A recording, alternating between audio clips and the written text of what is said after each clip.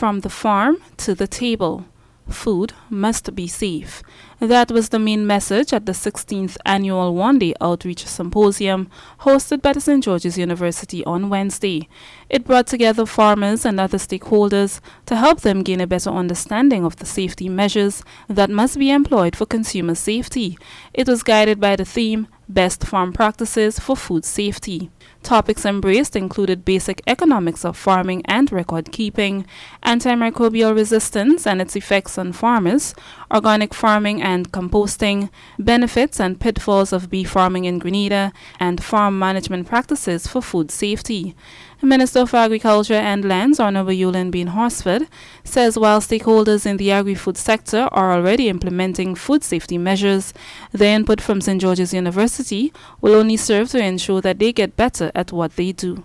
Quite apart from the issue related to trade, adherence to good food safety practices will ensure that the well-being of all our consuming public in Grenada will be guaranteed.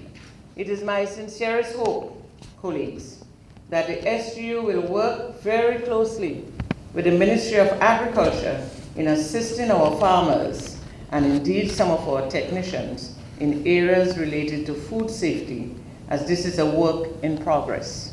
With foodborne illnesses being a stark reality, Dean at the School of Veterinary Medicine, Neil Olson, explains that it is important that proper measures are implemented when handling and producing foods.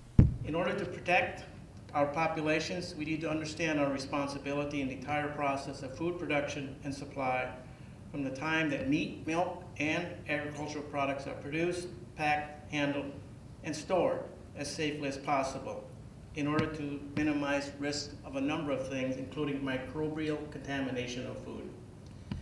Additionally, we need to understand that the chemicals and drugs, including antibiotics, that we use in farming have significant impact on our health and on our environment.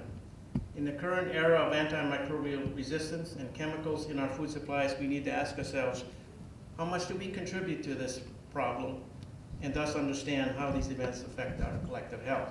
Dr. Guido Marcel, one of the presenters at the session, explains the effects antimicrobial resistance has on farmers. What is happening in the world as farmers use more and more antimicrobials, things like antibiotics, in the production of their produce, particularly in livestock farming, like rearing chickens and things like that.